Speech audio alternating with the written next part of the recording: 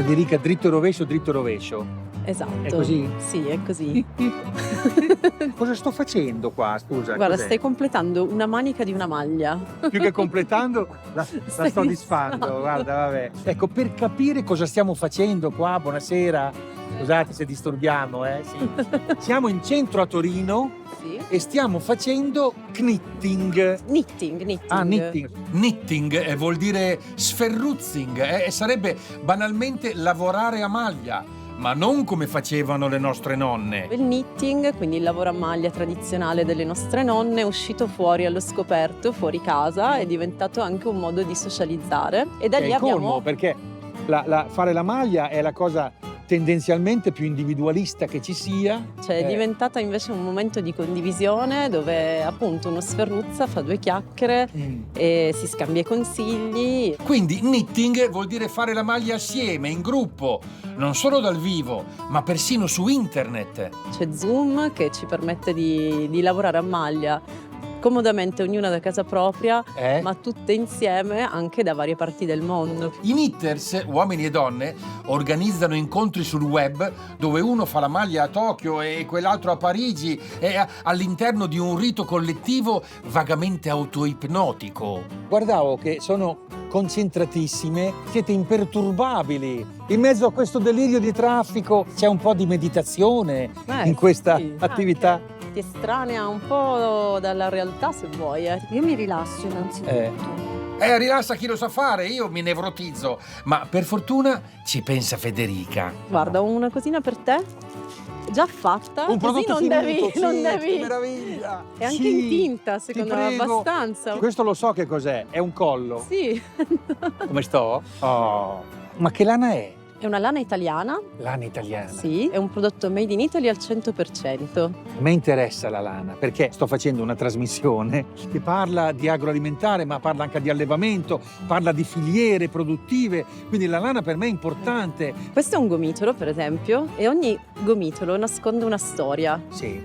Una lunga storia che viene proprio dalla pecora. E Certo. Per cui secondo me se segui questo gomitolo troverai una bellissima storia da poter raccontare per il tuo programma. Segui il gomitolo? Sì, segui il gomitolo. Trovo una storia?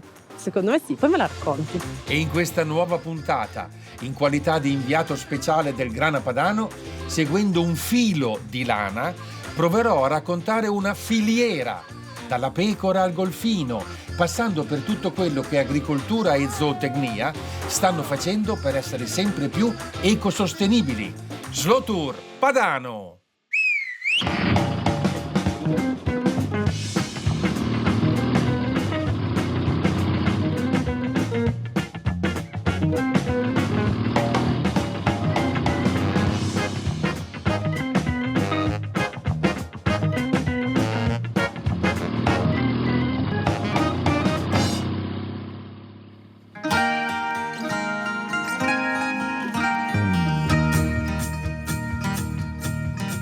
Teseo seguiva il filo per uscire dal labirinto, io seguo il filo per entrare in tema. E seguendo il filo di lana che mi hanno consegnato le fatte knitters, sono arrivato sulla montagna biellese. Ed eccomi qui in Val Sessera, a quasi 1000 metri, e sento, tirando questo, suona un campanellino.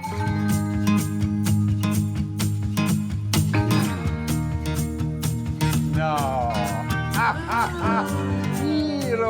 Hiro, il mio amico chef giapponese. Cosa fai qua? No, io sono venuto qui in montagna per fare grande esperienza come chef, come ricercatore. Cioè? La mia grande curiosità. E poi qui, inzuppato della natura, quello che volevo imparare. Vabbè, va molto di moda, presso gli chef, andare a prendere gli ingredienti naturali.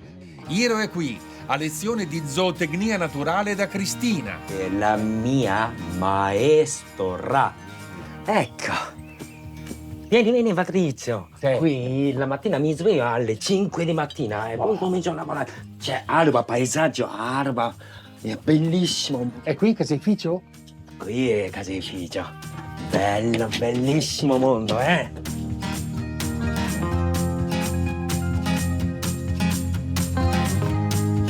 Ciao! Ecco, Cristina! maestro Cristina ha portato il latte. Ciao, Iro.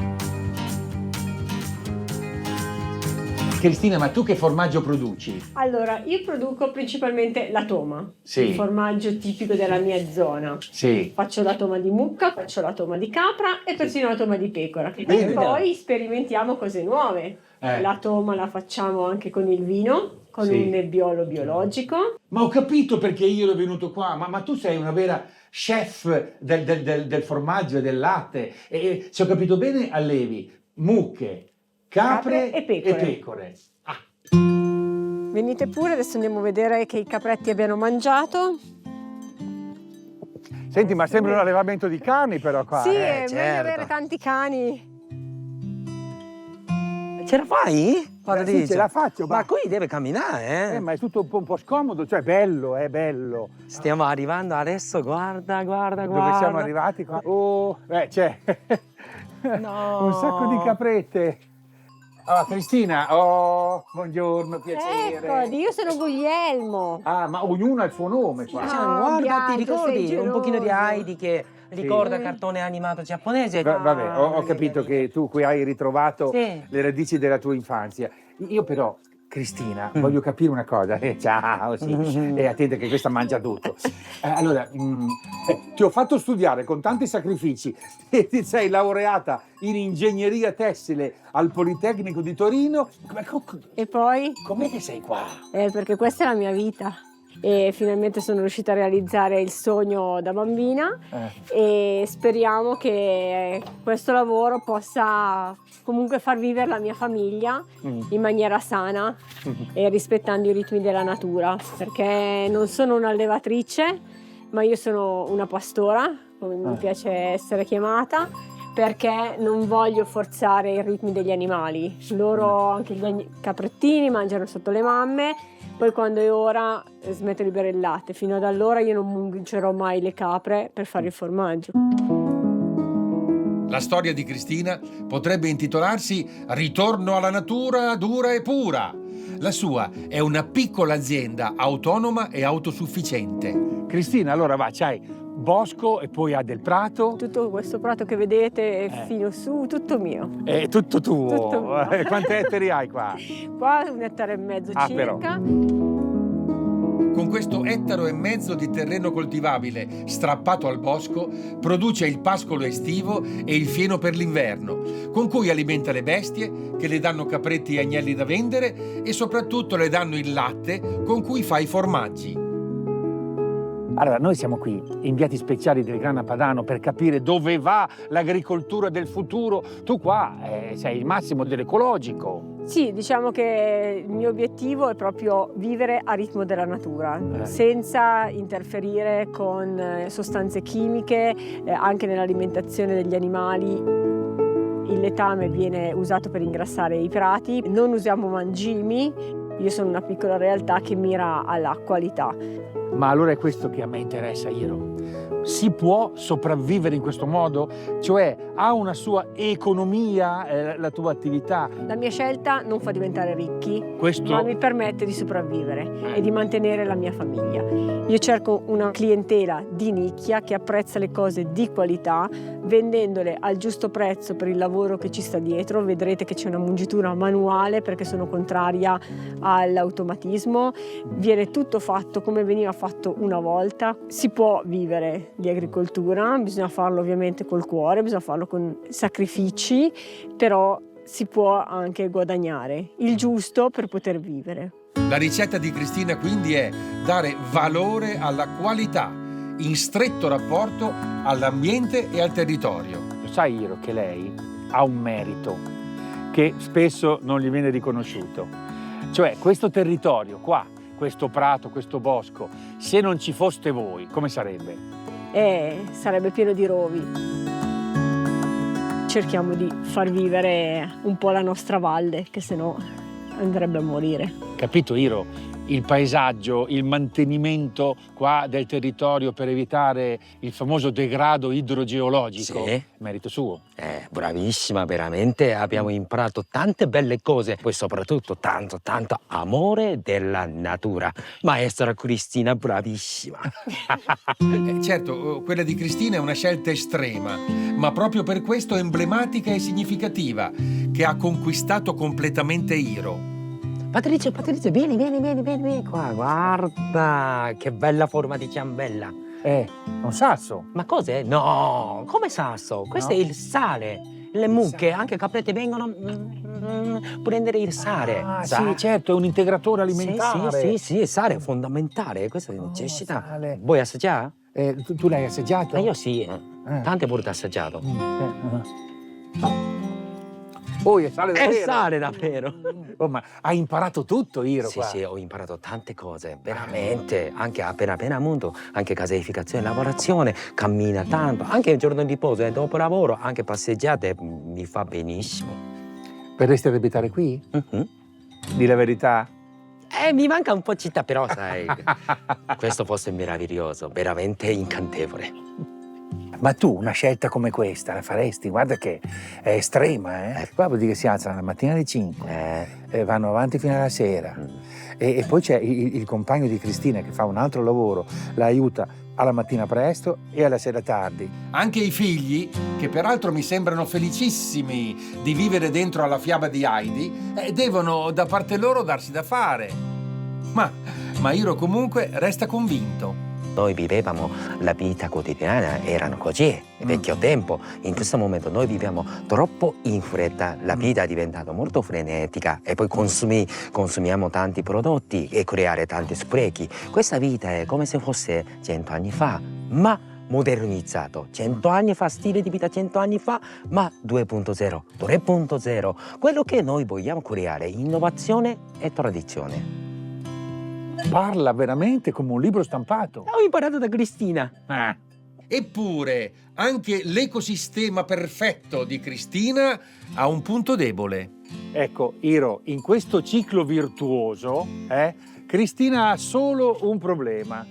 Qual è? Quello dello smaltimento della lana. Tu a un certo punto tosi le pecore. Eh sì, 2 volte l'anno bisogna tosare le pecore. E nonostante siamo nel Biellese rinomato per la lana, non abbiamo nessuno che ci prende la lana. Siamo noi allevatori che dobbiamo pagare per smaltire la lana, appunto. Perché la lana di pecora è un rifiuto speciale, quindi proprio per smaltirlo si dovrebbe pagare, diventa un problema. Incredibile questo sistema. È assurdo, infatti. Assurdo. Ma c'è qui nel Biellese chi ha avuto un'idea.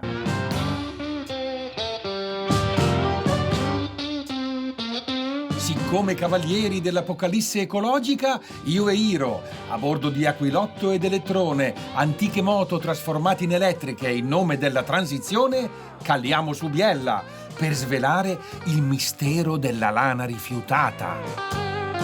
Iro, Nigel Thompson. Ciao Nigel! Ciao, piacere Ciao, mio. grande piacere.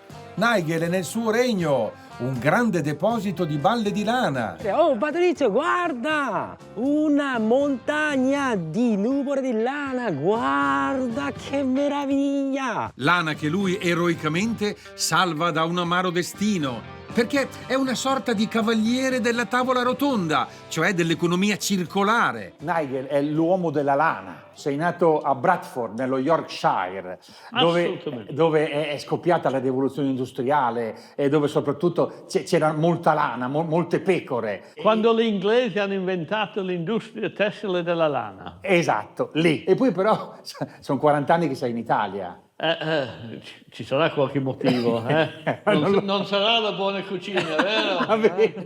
No, il motivo è che hai seguito un filo di lana perché Nigel, rispetto alla lana, ha un'idea particolare. E noi abbiamo conosciuto una pastora che ha il problema di smaltire la lana delle sue pecore, perché per lei è un rifiuto speciale. Addirittura paga per farla smaltire. Allora, per prima non deve mai pensare di smaltire la lana. La lana è una materia prima. Non possiamo più pensare di buttare via delle cose. Dobbiamo sfruttare tutte le cose che abbiamo. Allora, noi abbiamo tante idee per trovare una soluzione di queste cose qua. Una delle nostre idee più principali è che noi lavoriamo le lane per i piccoli allevatori. E io so che tu raccogli la lana di tantissimi piccoli allevatori da tutta Europa. Infatti, guarda qua. Questo è un magazzino pieno di lana. Sì, proprio oggi ho della lana della Svezia, dell'Islanda, della Germania, Francia, Italia e Inghilterra. Raccogli tutta questa lana. Sì. E poi? E poi, da qua, su questo tavolo. Tutta la lana finisce su questo tavolo, dove Nigel la seleziona. E il nostro lavoro, facendo la selezione, è decidere che tipo di lana deve andare per fare che cosa. Quindi c'è lana e lana. C'è lana e lana. E come fai? Prima cosa che si può vedere è il colore. Guarda. Questa qua è la classica pecora nera. Ah, la pecora nera, che non manca mai. Non manca mai in tutte le Come migliori te famiglie. anche, pecora Sì, nera, la un pecora pochino nera. Io sono pecora bianca. Ascolta, ma Nigel, spiegaci. Guardiamo la lunghezza della lana. Allora le tiriamo così, le prendiamo la punta. Questa qua è 12 mesi di crescita di una pecora. Guarda la lunghezza. E quindi la lunghezza? È una cosa, si può anche raccontare la storia della vita della pecora in quei 12 mesi lì. Si vede pascolo. Questa qua è cresciuta in aprile, l'ultima crescita è questa cosa qua. E le vede anche la sporcizia che c'è lungo la lana. È un tipo di pascolo e tante varie cose che si riesce a capire. Quindi tu capisci che tipo di pascolo... Si può capire, sì. Quindi da dove viene la lana? Assolutamente da bere. L'origine della lana si vede anche qualche volta annusandola. Provate. Questa sa di erba. In Inghilterra la lana ha un certo profumo, in Italia ha un altro profumo, in Australia un altro profumo, in Nuova Zelanda altro profumo ancora. Questo profumo da dove viene? Di alimentazione? Dell'ambiente. La pecora è un buon segnale del suo ambiente. All'interno del vello di una pecora si riesce a vedere problemi di inquinamento, di agricoltura, di tante cose. Il clima, immagino. Assolutamente. Nigel analizza la lana e la destina ai diversi usi, misurandola, annusandola, palpeggiandola. Senti la differenza tra questo e questo. Ma questa è più morbida, Sì. guarda, questa è E qua. poi Bravo, questo, vedi? guarda. Stai già diventando un uomo della lana. Forte. Vabbè, aspetta. Questo qua va bene per fare un moquette. Ok? Ok, quello moquette. Ok, buttiamo lì pecora nera, la mettiamo dentro questa E carrella. cosa servirà? Non devi tingerla. Perciò un colore naturale che oggi la gente comincia a chiedere colori naturali. Questa è morbidissima. Morbidissimo. Questa qua cosa servirà? Allora, cosa possiamo fare? Questa qua è più fine. Si potrebbe fare dei gomitoli. Quindi quello gomitoli. Perciò le donne che hanno voglia di sferruzzare perché fa molto bene alla salute. E il ciclo, anzi il riciclo, si chiude.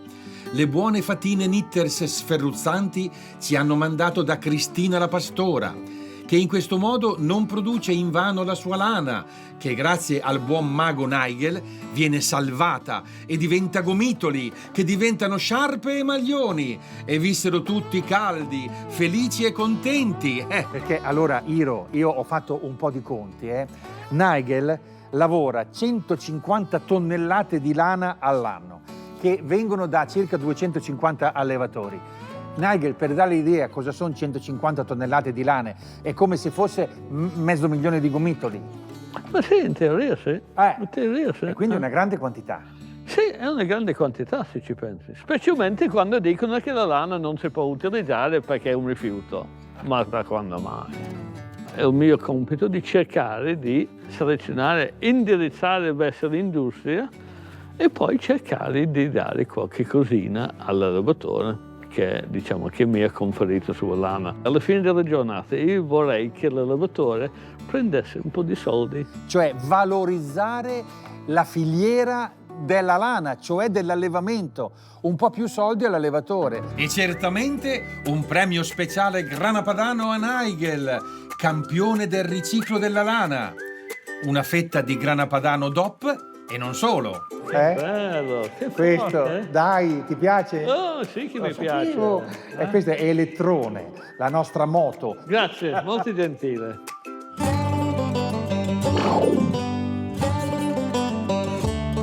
Elettrone mi porta assieme ad Iro verso una nuova tappa. Iro, oggi ti porto in una risaia.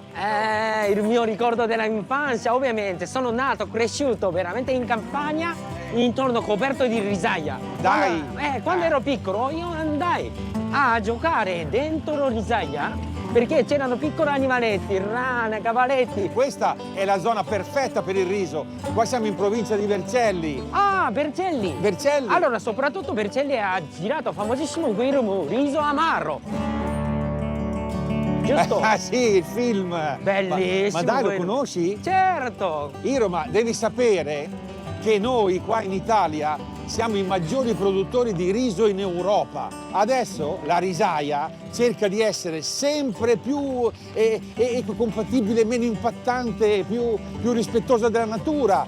Ti porto in una grandissima azienda da un signore che insomma se ne intende perché è il presidente dell'Ente Nazionale Risi. Mamma mia, grande maestro del riso, quindi. Beh, grande maestro. No, sì. devo ginocchiare allora, inchino, facciamo bello inchino oggi.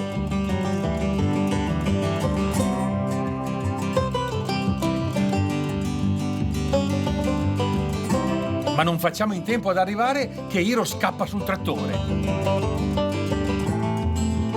Mi sta facendo spiegare come funziona questo trattore, ma dai! Iro, vieni giù! Mi stai insegnando come si fa a guidare trattore. Io devo prendere la patente di guida oggi. No, oggi non ce la fai. Ah, non ce la fa? Tra l'altro è una macchina, questa è la livellatrice, cos'è? La livellatrice laser è un sistema che ci permette di tenere il campo perfettamente livellato, quindi di evitare che ci siano le pendenze e di utilizzare solo pochi centimetri di acqua per la copertura del riso. Abbiamo già cominciato, guarda, perché noi siamo qui apposta, inviati speciali del Grana Padano, per raccontare quello che può fare la risaia per essere più ecologica, meno, e quindi per usare meno acqua in questo caso. E oggi vi spiegherò come fare per ottenere una risaia che sia il più sostenibile possibile.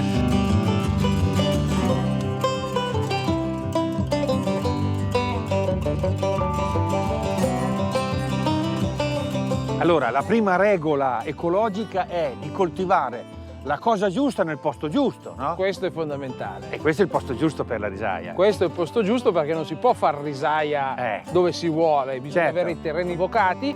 Terreni argillosi che trattengono l'acqua. E a proposito, c'è questo pregiudizio in base al quale la risaia spreca tanta acqua. Non è vero. Innanzitutto il terreno qui è un terreno che ha una pendenza naturale, quindi l'irrigazione viene fatta per via cosiddetta gravitazionale, non si usano pompe, non si usa energia. Questo è importante, lo spiegavo a Iro. Là ci sono le montagne, là c'è il Po e di mezzo c'è questa bella pianura, bella piatta come se fosse un biliardo, leggermente in pendenza. Esatto, Posto noi ideale. abbiamo le camere che hanno un dislivello tra una camera Cioè e le l'altra. risaie? L'acqua che entra in una camera prosegue nella camera successiva. Diciamo che abbiamo un riutilizzo continuo, non c'è consumo di acqua. Se noi qui dovessimo, per dire, coltivare del mais, l'acqua che utilizziamo per la risaia non sarebbe sufficiente a irrigare il mais. Capito, Iro? È incredibile, ma veramente circolare proprio, no? Sì. Questo è circolo che agricoltore, coltivazione di riso è fondamentale, Patrizio. Ma non è mica facile coltivare una risaia. Ci sono delle lavorazioni molto particolari. ad esempio, là stanno preparando gli argini per contenere l'acqua con un aratro speciale. Poi gli argini vanno livellati e compattati con quel rullo, il ribattino, uno dei tanti strumenti inventati apposta per lavorare la risaia. Adesso, per esempio, Paolo deve livellare. Poi iniziamo a fare i lavori di livellamento laser per rendere le risaie perfettamente piane. Livellamento laser, ha detto. Per Iro è troppo, deve partecipare. Ed eccolo qui il famoso laser, che in pratica trasmette le informazioni alla livellatrice per rendere il suolo perfettamente piano come un biliardo. Per altre lavorazioni ci pensa il GPS, a far sì che il trattore non ripassi mai nello stesso luogo, per risparmiare sementi e concimi, senza contare il tempo, il gasolio e la CO2. Ti piacciono i trattori? No, bellissimo, ma veramente. Ma bisogna, correggimi se sbaglio, lavorare la terra il meno possibile, perché ogni volta che porti fuori un trattore è CO2, anidride carbonica consumata, consumi il carburante. Si cerca ovviamente di lavorare il meno possibile, perché lavorare di più significa maggiore impiego delle macchine, maggiori costi. Costi anche per l'ambiente, che è una preoccupazione costante. Facciamo anche qualcosa a favore della fauna che vive in risaia. Ad esempio, in questa risaia abbiamo predisposto questi fossetti Che servono a far sopravvivere pesci e rane quando la risaia è asciutta. E questo fa molto piacere a Iro, che si immedesima nelle rane. Anche questo significa lavorare per l'ambiente. La risaia è cultura, ma soprattutto è innovazione. Quante ne abbiamo imparate oggi? Ma veramente tantissimo, cervello pieno di informazione. E non è finita! C'è un'ultima sorpresa a proposito di concime naturale. Ma qui c'è della ghiaia. Questa sembra ghiaia, ma in realtà sono scaglie di corna e di zoccoli di bovini. Ma dai! Si chiama cornunghia. Senti, profumo molto interessante. Profumo, Paolo. Sì. Se piace a voi. Io ti proibisco di usare questo come ingrediente per una ricetta, non è il caso. No? Io mantecherei con risotto. Ma tu dici, fai bollire molto, magari. molto. Vabbè. Lui che sa cos'è non è molto. Io non lo mangio questo. Per fortuna oggi cucina Paolo. Ecco. Ma dai! Risotto alla bietola rossa e formaggio. Naturalmente grana padano. Guarda che cremosità. Morbido, ma dentro ancora l'anima. Capisci? Il riso è mistico, ha l'anima e il corpo è morbido e l'anima resiste. Ma lui è diventato una poeta. Un grande poeta. È il riso che mi fa parlare.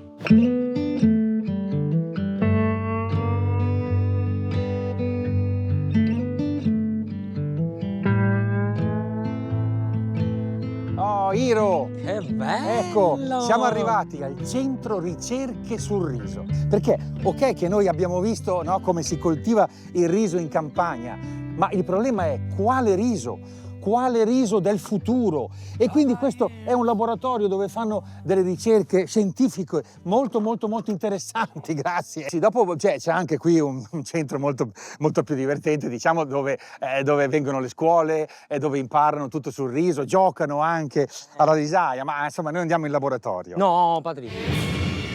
Non dire per il laboratorio, mo. Non ce lo faccio più, pieno, cervello pieno di studio. Basta scienza, basta. Voglio fare esperienza, Patrizio. Esperienza? Vabbè, allora vai a giocare, come al solito. Io vado in laboratorio, però dopo ci troviamo in cucina.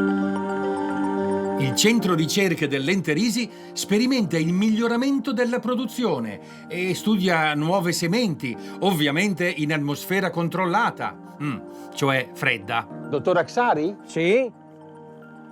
Qua? Buongiorno. Ma che posto è questo qua? È la banca del germoplasma. La banca del germoplasma, cioè avete tanti tipi di riso. Qui abbiamo tutta la collezione del riso che è stato introdotto in Italia, sperimentato o coltivato dal 1800 fino al giorno d'oggi. Ma dai, una risoteca. Esattamente. L'unica differenza è che questo è una biblioteca viva perché tutte le varietà di riso conservate in questo ambiente sono vive e domani già, se possiamo seminarli, possono germogliare di nuovo. È la base dei tutti i programmi del miglioramento genetico. Sì, miglioramento genetico, questa la so, cioè avendo tutta, diciamo, la varietà del passato, tu puoi costruire, no? Il riso del futuro. Esattamente. È bellissimo. Stiamo lavorando su molti progetti, uno di questo per esempio riguarda la selezione dei risi che hanno un indice glicemico basso, adatto per coloro che soffrono di Una diabete. ricerca sacrosanta questa. Sì, è Interessantissima. molto interessante. Ha parlato di selezione genetica, ma non sono OGM. No, assolutamente. La ricerca genetica che facciamo qui all'Enterisi è solo ed esclusivamente di tipo convenzionale, basata sugli incroci. Ma c'è un altro progetto importante. Molto ambizioso perché riguarda proprio l'attualità, i cambiamenti climatici che sono in corso. Magari è più opportuno parlare nel fitotrone, dove... Nel fitotrone. Ma in quell'altro posto è freddo come qua dentro? No, lì al contrario, lì fa caldo perché abbiamo attualmente attorno a 25-30 gradi. Vabbè, ho capito che stavolta m'ammalo perché è dal freddo al caldo. Vabbè, andiamo pure che mi spoglio. Andiamo. Ciao Cinzia! Ma qui fa didattica, giusto? Didattiche facciamo di tutto e di più sul riso. E meraviglia, veramente non vedo ora di scoprire come si fa il riso eccellente di Italia. Prova a passare di vicino. Ecco. Ma E non te l'aspettavi? Ma Cinzia, cos'è? Questi sono i rumori della risaia. Perché la risaia è vero che si coltiva il riso. Senti il gufo? Ma è anche un importante ecosistema per tutti gli animali che popolano la risaia. L'airone bianco maggiore ti dice qualcosa? Ma è vero, airone bianco maggiore, è proprio ricordo del Giappone. Vedi? Quindi risaia non è importante che non solo coltivazione di solo il riso, anche per mantenere fauna e la natura, giusto? Assolutamente sì, è importantissima. Il fitotrone sembra un frigo illuminato da una luce solare. Guarda Patrizio, c'è una novità. Cioè? Ha cominciato a fiorire. È quello lì? Questa Dai, vuol dire che il siamo... fiore del riso. Esatto, il fiore del riso. L'ho mai visto io, Se vogliamo proprio dirla, possiamo immaginare che siamo a fine luglio, inizio agosto, proprio in questo ambiente. Perché questo è un fitotrone. Questa esattamente. Che è, questa la dovrei sapere, è una specie di macchina del tempo. Cioè qui lei ricostruisce il clima che vuole. Esattamente. Perché la selezione genetica è un processo molto lungo, richiede tanti anni. In pratica, per sperimentare gli incroci fra le piantine ci vorrebbe tanto tempo. E una volta il professor Aksari doveva andare su e giù dall'altro emisfero. Adesso invece qui si cambiano le stagioni a nostro piacimento. Con questo fitotrone lei ricostruisce praticamente l'estate quando è inverno, eccetera. Esattamente. Insomma, in pratica qua dentro lei fa piovere, fa venire il sole, fa nevicare, cambia il clima e vede come reagiscono le piante di riso. Esattamente. Posso creare la siccità prolungata e studiamo come reagiscono queste piante per vedere cosa scegliere per il futuro. Futuro, come deve essere il riso del 2050? E i risi del futuro devono essere molto più resistenti alle malattie, adatti ai cambiamenti climatici, alla siccità e soprattutto adatti per un'agricoltura ecocompatibile. E allora il riso del futuro deve consumare poca acqua, resistente alle malattie e quindi poca chimica. Il che vuol dire che dobbiamo intervenire a livello della massa vegetativa, in modo che la pianta riesca a sfruttare al massimo la luce solare per trasformare in prodotto. Ah, ecco, ci sono, deve essere praticamente un riso a pannelli solari. Più o meno.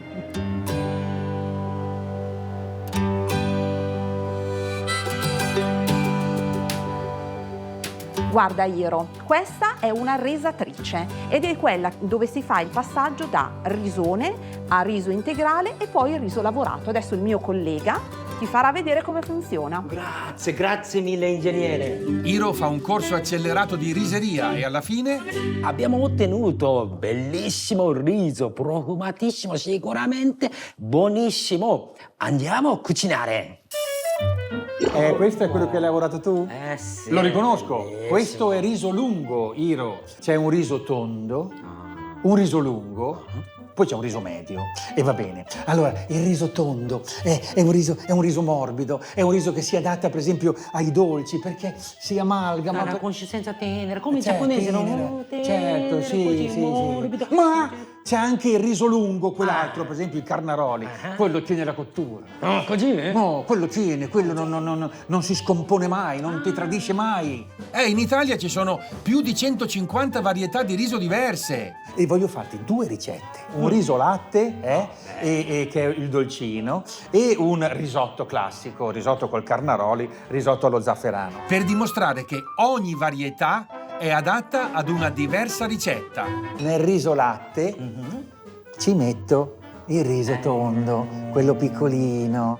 Latte, vaniglia, cannella, scorza di limone, zucchero e riso tondo. E voilà, il riso latte, morbido e cremoso. Tenero.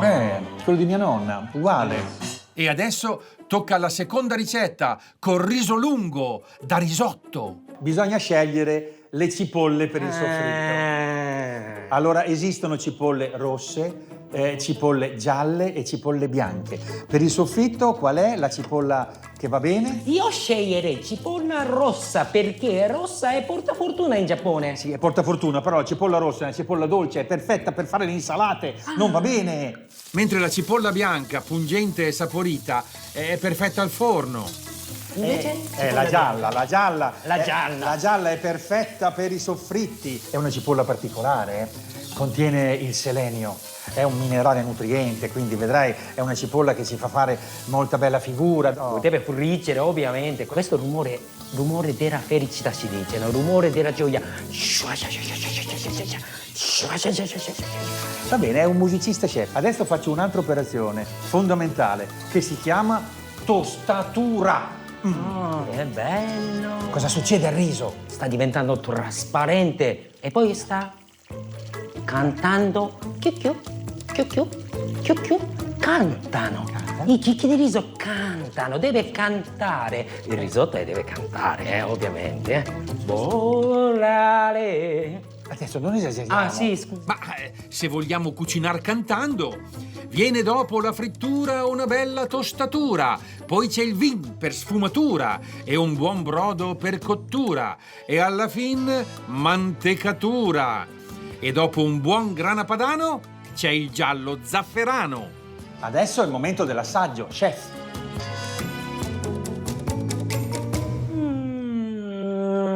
Buono proprio. Ma io voglio realizzare una ricetta. Posso rubare questa risotto? Il mio risotto? Sì, posso rubare questo? Per una ricetta tua? Sì. Quindi mi hai fatto fare il risotto solo per fare la tua ricetta? Sì, solo per fare la mia ricetta, per accorciare il tempo della mia ricetta. Oggi voglio presentare una ricetta molto corosa, ispirato dalle 7 divinità della felicità giapponese. E con la sua inimitabile ed elegante manualità, da cuoco giapponese, Hiro amalgama uova, grana padano, toma a pezzetti e il mio risotto allo zafferano e mette tutto in padella. Avete sentito? Rumore della felicità. A questo punto, mettiamo con coperchio. Aggiustate il calore, media temperatura. Continuiamo a cuocere per 5 minuti. Segue il rito del capovolgimento acrobatico. Bello, frittata di uova della felicità. Auguri, grande augurio della felicità. Hiro, io ti devo salutare. Devo continuare il mio slow tour padano. Devo raccontare quello che l'agricoltura fa per essere ecocompatibile. Grande Patrizio, buon viaggio! Ciao Hiro! Ciao Patrizio! Silenzioso e sornione, il fido elettrone mi porta in Monferrato, ad Albugnano, nell'Astigiano, dove ho appuntamento con la mia preziosa consulente scientifica.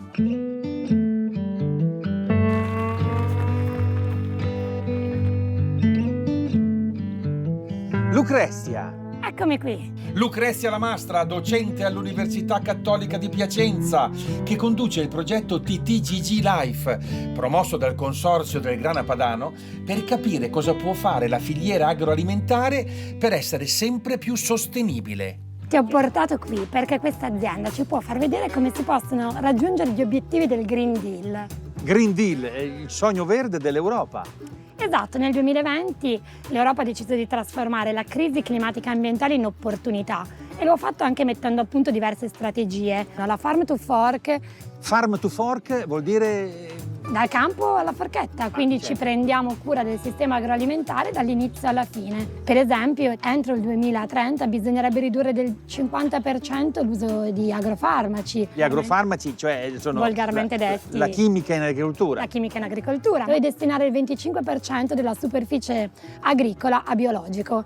E credo che in questa azienda abbiamo qualche esempio interessante di strategia da mettere in campo. Vabbè, allora vado. E cerco di capire in che strano posto mi trovo. Una fattoria degli animali strani, delle vacche Highlander pelosone coi cornoni, uno struzzo, degli alpaca asini e un cane. Chi è questo? Lui è Chuck, se lo chiami si gira. Perché... Ah, ecco, no, Chuck. Sì, ma non si è girato, vabbè. Andrea, ex manager laureato in economia circolare, qui ha realizzato il suo sogno.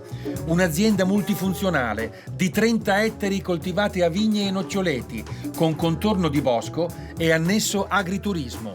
Tutto perfettamente biologico. Abbiamo definito questa agricoltura etica, cioè un'agricoltura che sia buona per l'uomo e buona per la terra. Tu sei un grande recuperologo. Sì, sono più un accumulatore compulsivo. Sì, però qui andiamo proprio sul pesante. Andrea nell'agriturismo recupera addirittura le acque grigie e nere. Le acque nere sarebbero quelle del water, ecco, per intenderci. Beh, sì.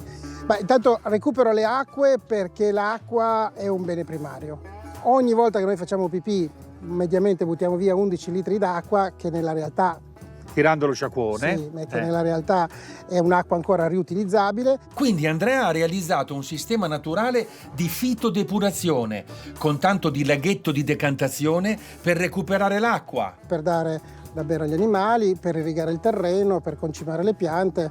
Ma a proposito di animali... Senti, tutte quelle bestie che ho visto là, sono belle, sono simpatiche, ma cos'è? Volevi fare uno zoo? Sì. Che senso ha allevare per esempio delle vacche Highlander, che qua non è la loro zona? In questo momento noi non siamo un'azienda che utilizza gli animali come cibo, come produzione, ma li utilizziamo come colleghi, sono nostri colleghi. Cioè, come fanno ad aiutarti le vacche Highlander? Beh, insomma, hanno una dimensione, il loro palco di corna ci aiuta a entrare nei boschi che sono pieni di rovi, perché appunto molti di questi sono boschi abbandonati. Come caterpillar in pratica. E quindi man mano loro, come delle buone api operaie ma da 400 kg, man mano loro macinano terra, erba, rovi. Perché mangiano tutto, giusto? Perché mangiano tutto, perché sono come delle capre gigantesche. Sono delle capre enormi. Andrea in pratica alleva anche indirettamente lupi e volpi, lasciandoli liberi di mangiarsi quasi tutte le sue galline.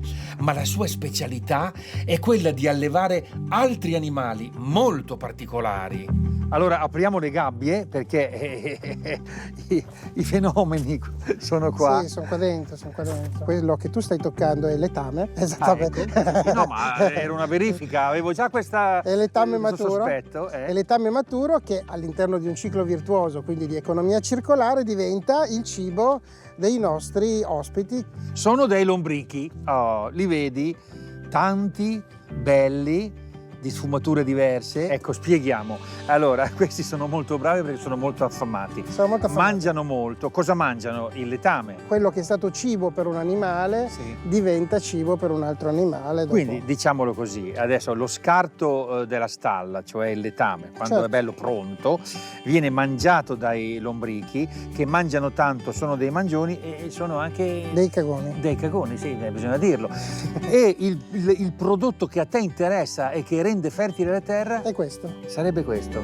La cacchina dei lombrichi, cioè l'humus, il segreto della fertilità della terra. Ecco perché Lucrezia mi ha portato fin qui. Humus, che vuol dire proprio anche come parola, vuol dire spirito perché questa è la vita che c'è nel terreno. Quello che Andrea fa in questo impianto di vermicomposting è un po' quello che succede naturalmente nel suolo. Tu pensa che se su un ettaro mettiamo 225 kg di lombrico, loro riescono a produrre 22.500 kg di humus. E i lombrichi, come ci ha raccontato Andrea, digeriscono la materia organica, ma soprattutto aiutano con il loro lavoro. Loro sono come degli agricoltori, no? Dei piccoli agricoltori che lavorano la terra. E non solo la nutrono, ma la rendono davvero strutturalmente più fertile. In questo modo Andrea realizza appunto il Green Deal, il sogno di una terra coltivata con meno chimica e in modo più naturale. E tu curi la terra proprio in questo modo? Sì, allora, la dico in maniera un po' grande, ma un contadino che si approccia all'agricoltura naturale cerca Dio. perché tu impari a riconoscere gli elementi costituenti della nostra vita e ti rendi conto che noi siamo un piccolo elemento all'interno di macro e micro elementi che compongono questo meraviglioso pianeta che sempre più è in difficoltà a causa purtroppo specificatamente nostra. Ecco. E poi dicono che i contadini sono materialisti. Con la mistica saggezza di Andrea si conclude qui la puntata. Nella prossima andiamo su un lago glaciale, parleremo di patate, ma anche di agricoltura che risparmia l'acqua e che produce energia. Per approfondimenti e retroscena www.italiaslowtour.it.